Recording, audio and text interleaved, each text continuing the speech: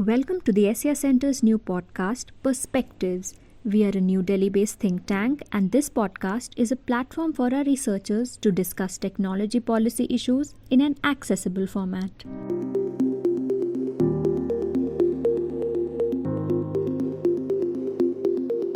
It's that time of the year again where every single conversation I have is about my YouTube recap, Amazon delivered, and Spotify wrapped. Every single one of them. And we were discussing it the other day, and we realized like our music taste overlaps, but also it's just in general content we consume that overlaps too. And which is pretty natural to say the least, because our interests do overlap a lot. We're all interested in tech, in policy, in internet culture, and are also relatively chronically online.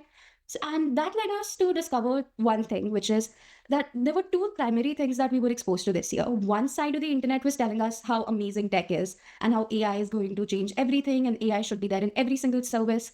And the other side was just get off the internet. We're so tired of it. Let's switch back to dumb phones, feature phones, and let's just touch grass, right?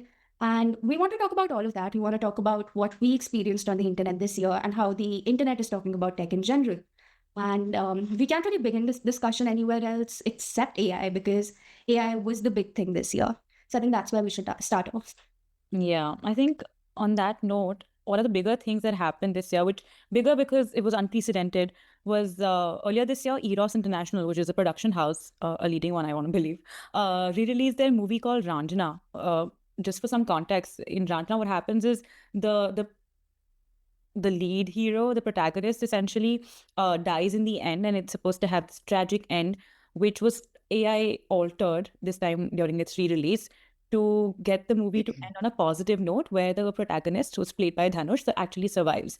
Now, this obviously strikes at the spirit of the film, and that's what I think the director and both Dhanush and the director both noted. They were actually quite objecting of this. But from a legal standpoint, I think we all understand that ultimately Eros International does have all the rights. They're the exclusive producer and copyright holder in the movie. So they're well within their rights, including moral rights, arguably, to alter this and to do whatever they please with the movie, actually.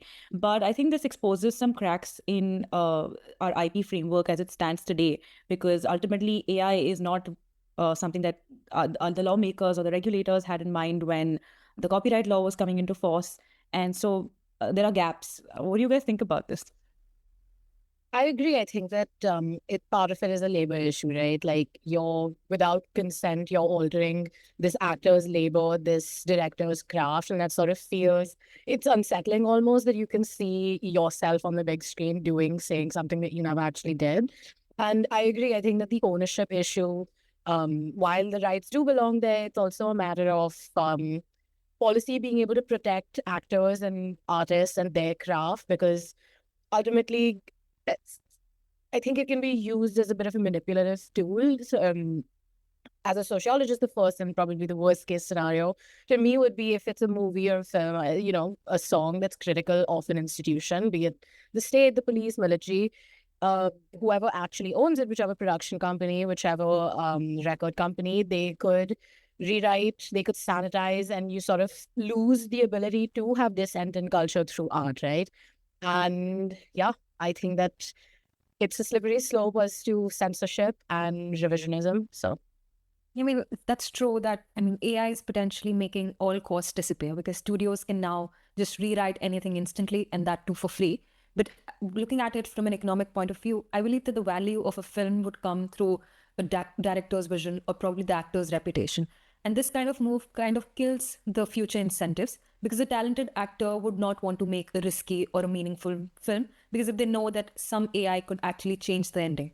This kind of creates an adverse situation where in the future, there is safe and forgettable repetitive content and not actually anything creative. Yeah, I agree. I think today technology has enabled enabled various forms of creative controls that previously did not exist, and laws aren't designed to handle them.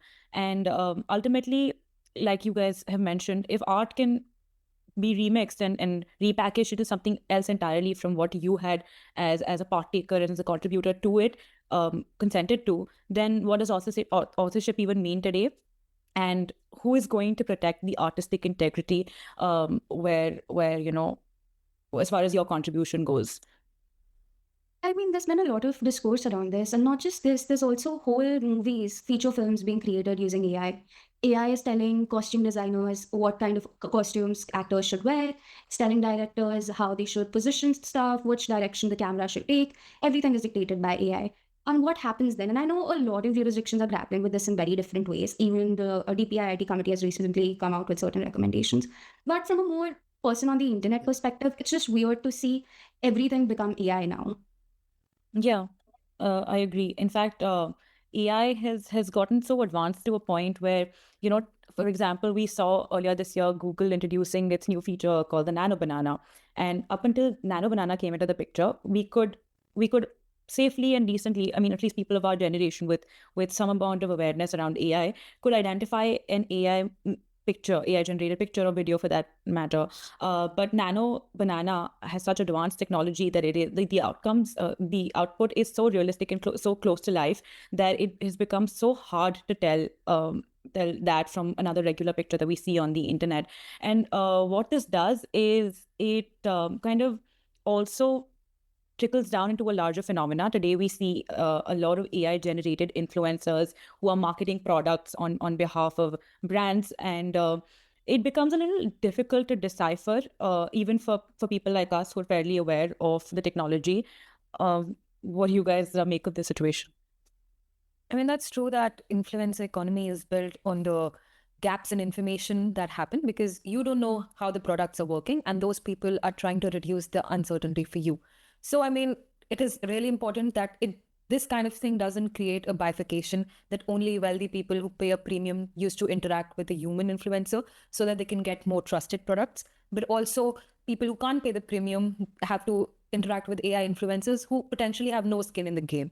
So, I mean, there is a positive aspect to it. It is trying to create new jobs. It is trying to create a new transformation, but also it has to be taken with a pinch of salt because we know that human touch in certain cases is really inevitable and needed. Many of these influencers, serve to sell us certain products, and their personality goes so, impacts our reception to those products.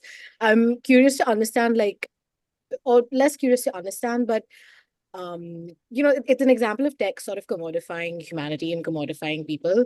What, when I look at an AI influencer and I try to discern like what their personality is, there's also their race, their accent, like sort of what their mannerisms and cultural mannerisms are that become this kind of design choice rather than a lived experience through which an influencer might authentically be able to sell something. And you're in a way able to engage with diversity without actually addressing inequality and create sort of this racialized aesthetic without a social reality attached to it, which I think without regulation that can be a bit of a dangerous tool as well. So To Avneet's point, I also wanted to add one thing. I've noticed this weird trend that's already emerging, which is a lot of artists. I follow this one artist, this Sam Does Art, he's called on Instagram. And he's now paywalled every single thing that he creates because he does not want AI to be trained on it. So I feel like a trend of paywalling authentic human art is already emerging. And we're not really far from that reality where that does get paywalled and it becomes more like limited access is available to that. And I also really think that this could be a very weird situation. And with like the conversation around AI liability happening, so does recourse only lie to people who pay for that premium and get the human service? And what happens to people who actually get advice from AI influencers, especially with AI influencers emerging now?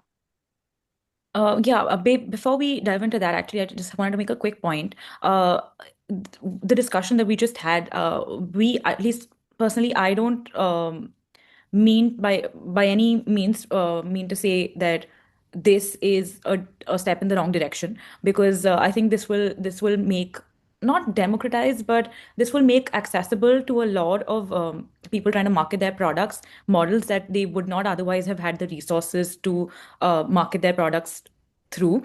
So if they are they're coming closer to a level playing field, then that is something that we welcome and celebrate.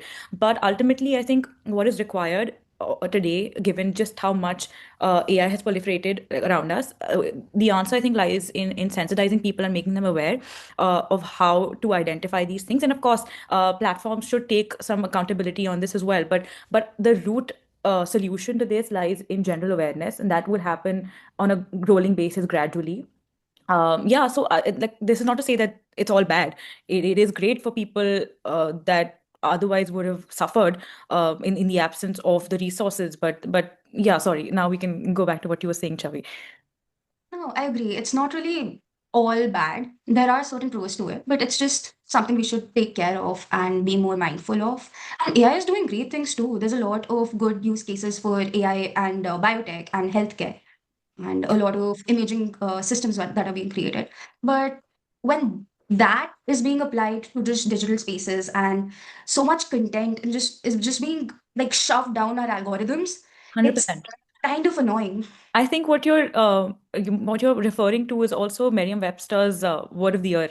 It's the AI slop, and I think given that we are in an attention-based economy where people are so pressure to constantly create and put themselves out there lest they be irrelevant, because the internet is such a fast-paced dynamic space that if you don't churn out something on a constant basis, there is a fear of being forgotten, and algorithms also reward the constant churning of output, and so this is good for engagement, and ultimately everyone's trying to make a buck off of the internet. It is a business, and which explains why there's so much slop, there's so much subpar, mediocre uh, content out there, because people are constantly prioritizing quantity over quality. I mean, that's true. I mean, in a way, it's kind of that supply and demand are breaking in a very unusual way because producing AI generated content is has marginal cost of zero. So it creates kind of an infinite supply, but the demand is restricted because every person has 24 hours in a day and our attention span is limited. So basically, when the supply is becoming infinite and the demand is constant, in general economics price would crash, but in this market price is a quality. So I believe that human generated content is kind of becoming now as a luxury good. So if it is more good in quality, it'll be more desirable. So it's kind of like a market segmentations that could potentially weave into this. More desirable, and the trend that Chavi was talking about earlier, quality content is now going to likely be put behind a paywall, and this is true for all kinds of content. So be it like music, be it art, be it regular mindless YouTube videos, regular articles, everything that requires some amount of application of the mental faculties is going to be paywalled, is what is the trend that we're noticing. I also think it's not really just an AI issue. Like a lot of human created content is also now looking at like slop. I used to consume a lot of content from channels like I trusted and I enjoyed their content. But now, after the introduction of AI and AI slop, they're trying to push so much content out there to please the algorithm that it's just translated into something I cannot consume anymore. In fact, I don't know if you guys know this, but some of the biggest YouTube channels from India this year are channels that exclusively generate AI based content. That is the extent of, like, it's clearly a sunrise industry, and one that's really rewarding people for generating mediocre content. My feed also had a lot of people teaching you how to create AI slop, make like money on the side, like as a side hustle. So now it has gotten into the whole manosphere, growth, Grind people, set those mindset, channels. alpha male. Yes, the hustle culture bros. The grind And I set think mindset is so. because so much of the content ends up being slop, things that sort of get your attention but you don't engage in, is where we were talking earlier about the second word of the year, which is rage bait.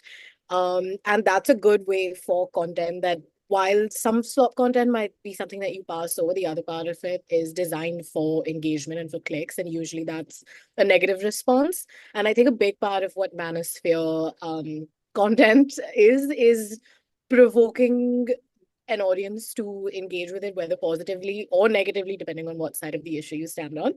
And I think that sort of makes being on the internet space like not super fun as well. Yeah, 100%. I think rage bait has been, uh, I think it's a new strategy that the platforms and content creators alike have unlocked suddenly. I mean, I think it stems from the innate human nature and tendency to interact with, to lean towards, or yeah, to lean towards engaging with content that is not positive.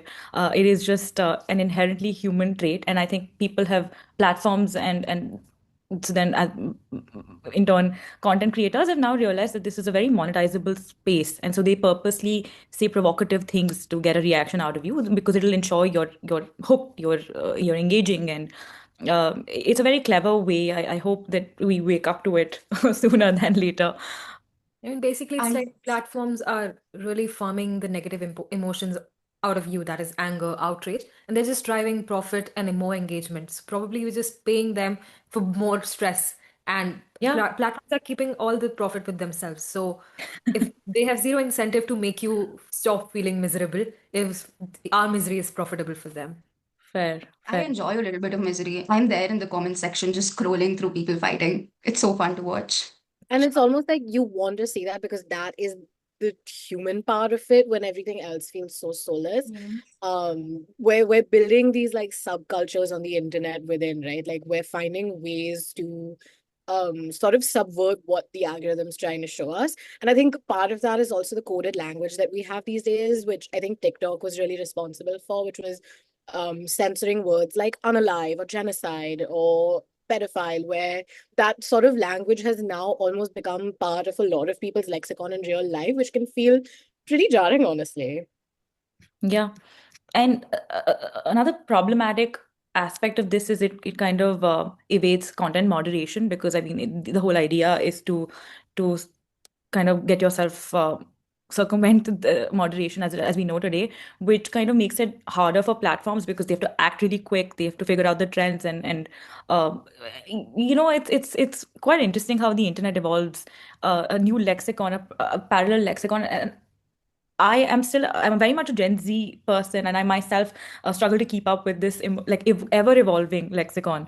But on what we were saying earlier about the gamosphere and general gaming culture that's evolved around us, Chavi, you've been doing some work. It's similar too, actually. What are you guys' observations? I think gaming has been a very male dominated area for whatever reason. And I think that there's been a push of masculinity and models of masculinity that have come out of, and again it sort of goes back to the fact that rage bait works. It gets people, to interact with your stuff. And I think a lot of these gaming streamers and other people who are active in those areas spout a certain kind of rhetoric, which I think that's been sort of my biggest takeaway from what gaming culture and then slowly devolves into the manosphere and completely alien part of the internet to me. But I can see how with I have two younger cousins and I can see how they spout back pretty tame but misogynistic language that they've heard on these gaming spaces, because these gaming spaces aren't just um it's a social experience as much as it is like play.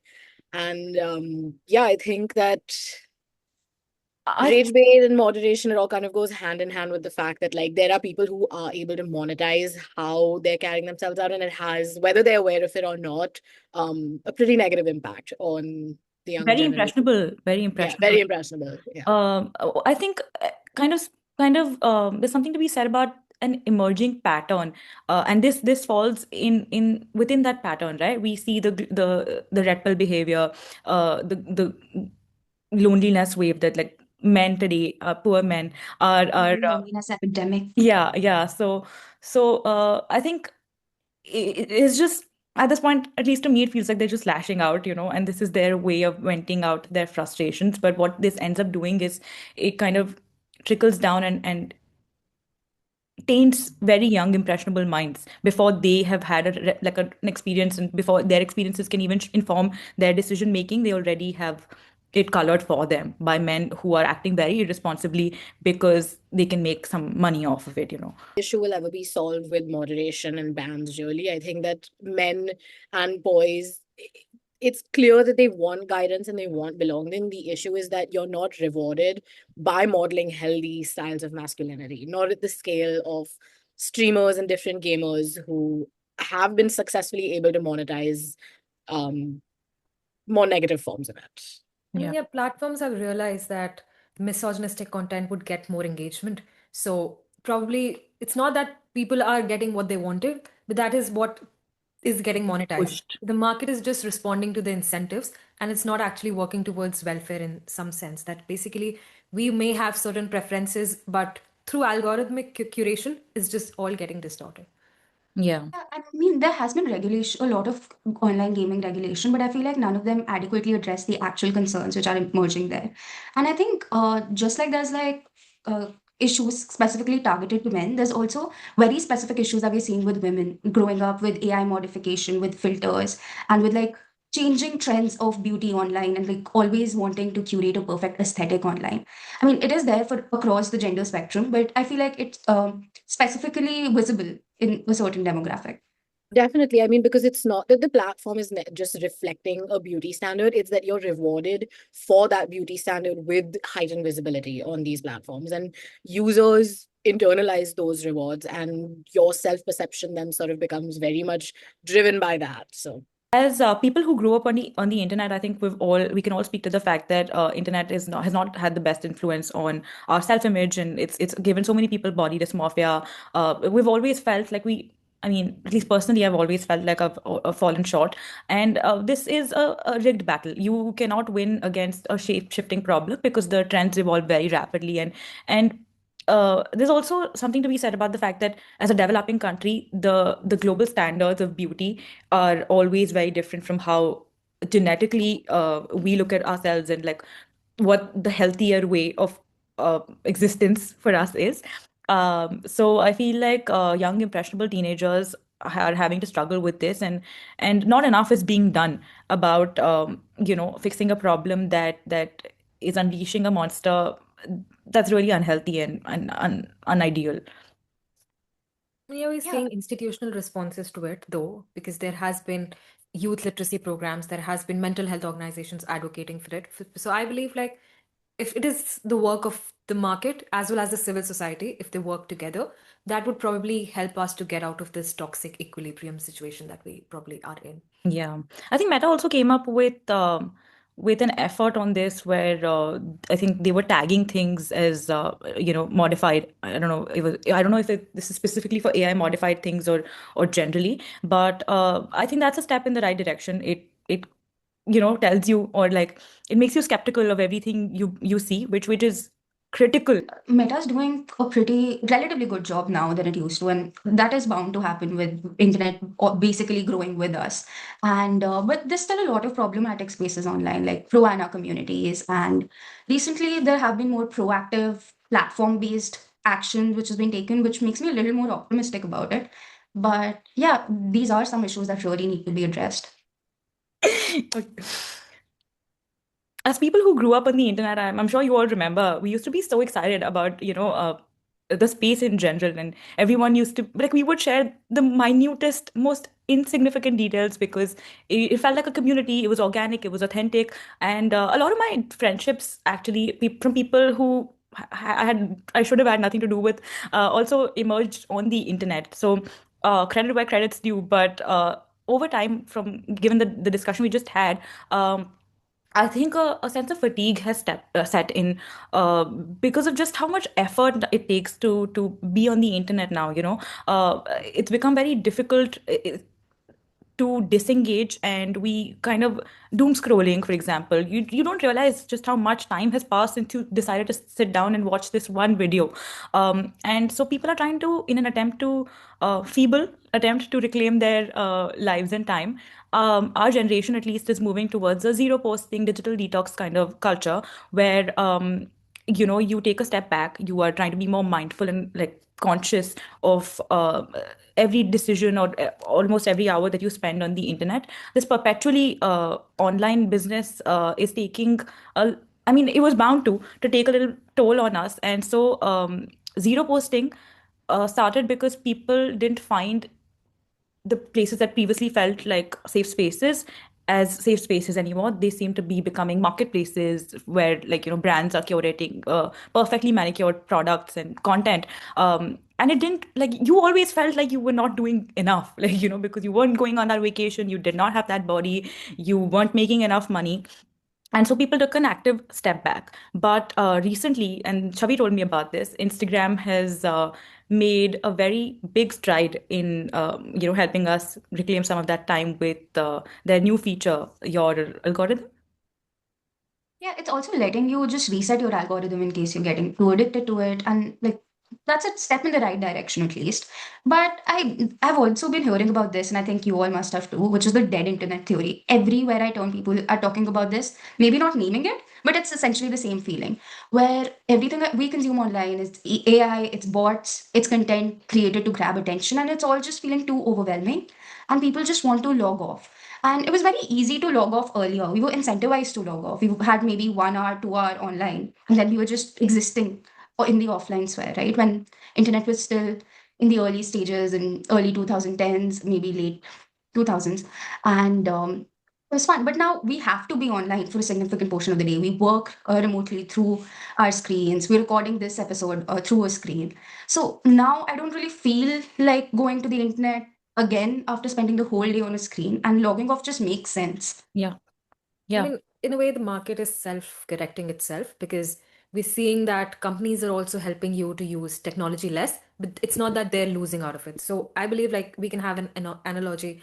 This is like cigarettes. People know that people would choose to smoke, understanding that there are addiction and there are health harms. But once it's regulated, advertised properly, and has certain restricted access, probably people would move towards the right direction because a large chunk of the population is spending hours on the internet, hours on platforms which are actually optimized for monetary purposes and engagement purposes over well-being and their actual miserable situation being monetized. So this creates certain costs, but then digital detox is actually a step which people as a society is collectively taking towards correcting the failures that the market has. And I think what you're saying is so important because globally also we see a rise in governments or regulators generally feeling the need to step in because they feel like this has grown bigger than they imagined, and it's doing more harm than good. And I think in recognizing this, platforms are also going to proactively take on the responsibility to